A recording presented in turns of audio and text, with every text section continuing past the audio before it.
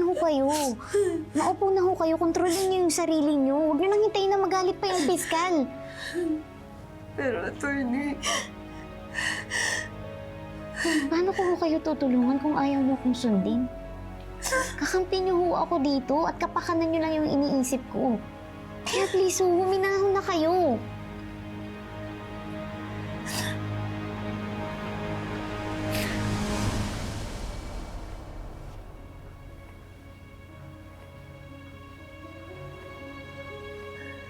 Tapos na ba kayo magbangayan? Mrs. Soriano, nakikiramay ako dahil nawalan kayo ng anak. But you cannot demand justice sa pamamagitan ng pagwawala at pagtataas ng boses.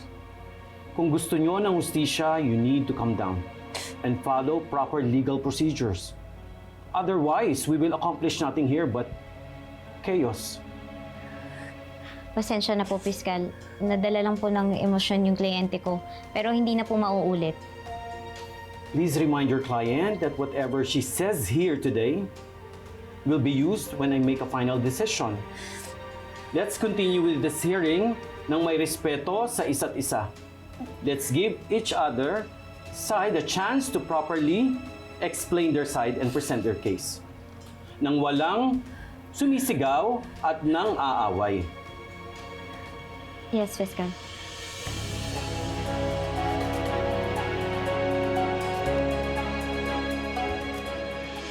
You should be more careful next time, Renan. Makakauna pang magawa ni Arsenal sa'yo. At matuloy pa niya ang pagbabanta niya sa'yo. I know. Kaya nga naisip ko, kukunan siguro ako ng bodyguard muna. Palabasin ko na lang kay Era na driver ko para hindi na magtaka kasi lately ang daming tanong. You know, I just don't want to arouse her suspicion. But that's just a quick fix. Kilala mo si Arsenal. He's ruthless. Hindi siya titigil hanggat hindi mo nasisettle ang atraso mo sa kanya. Sabrina, don't you think I know that?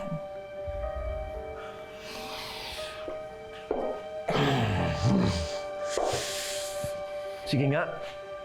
Since magaling ka, what do you suggest I do then? You have a better plan, right? Go ahead, by all means, I'm all ears. What is it? Hey. Chill. I'm here. I'm trying to help. There's only one way out of this, Renan. Kailangan mo lang bayaran si Arsenal. That will buy you some time. Saan nga ako kukuha ng ganun kalaking pera? Eh, di kay Era. O, di ba patay na patay naman siya sa'yo? Ba't di mo daanin sa lambing ang fiancé mo para mathututan mo ng pera? It should be easy for you now dahil hindi sila in speaking terms ng kapatid niya right now. Which means, wala nang epal na lilit, nakokontra at hahadlang sa pang-uuto mo kay Era.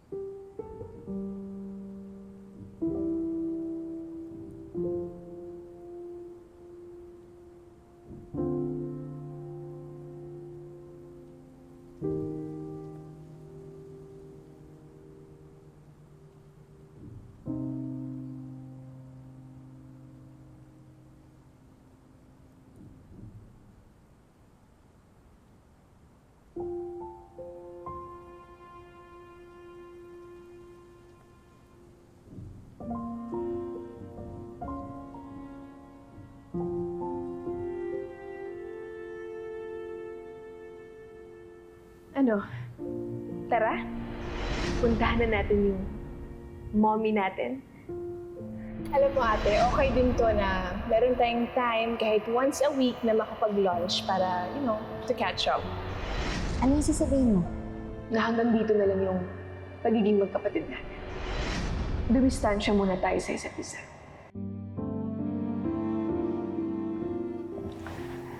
Bakit hindi mo siya tawagan? Papuntahan?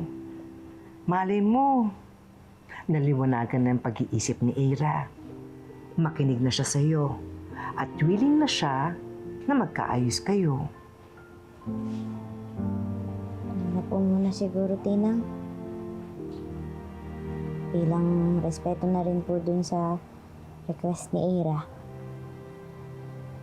Kung gusto niya po ng space, bibigay ko na lang po yun sa kanya kaysa lumala pa po yung tampuhan namin.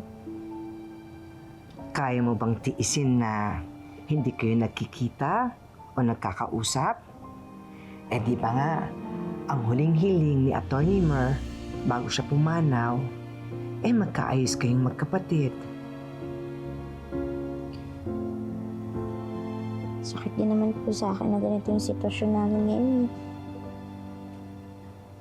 Pero kung ipipilit ko po kasi na maging okay na kami ngayon nang hindi siya ready, baka lalo lang pong lumayo yung loob niya sa akin. Mas okay na po yung hindi nga kami magkabati. At least hindi rin kami magkaaway. Ikaw ang bahala, anak, ha? Focus na lang po muna ako dito sa kasong hinaawakan ko ngayon. Medyo extra challenging po kasi. Iba po ito dun sa mga nahawakan ko na nakaso dati. Kung noon, pinagtatanggol ko yung kliyente ko sa kriminal na nananakit ng ibang tao. Yun po yung nirereklamo ng kliyente ko alagad ng simbahan. Sinisisi niya po kasi yung pari sa pagkamatay ng anak niya. Ganun ba? Pero anak, sure ka ba dun sa basihan na nirereklamo ng kliyente mo? Nagsasabi kaya siya ng totoo? Bakit niyo po natanong, Tinang? Di ba nabanggit mo na namatay yung anak niya? O, di ibig sabihin nun, nagluluksa pa siya. Anak, hindi kaya dahil magulo pa ang isip niya at naghahanap siya ng masisisi?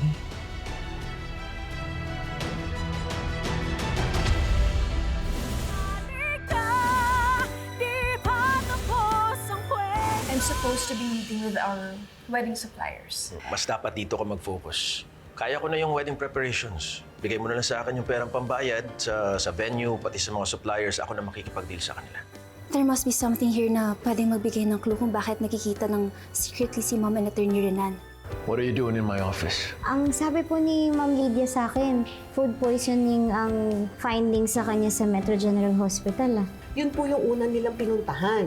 Pero pina-check up ulit ni Lydia si Dina dun sa San Alfonso Hospital. Bakit hindi niyo ho sinabi sa akin na bukod sa Metro General Hospital, ipinatingnan niyo din pala si Dina sa ibang hospital? Importante pa ba yun, attorney? Ang mahalaga, alam ng korte na namatay si Dina dahil sa kagagawa ni Father Anjo, di ba? May tinatago ho ba kayo? May dapat ho ba akong malaman?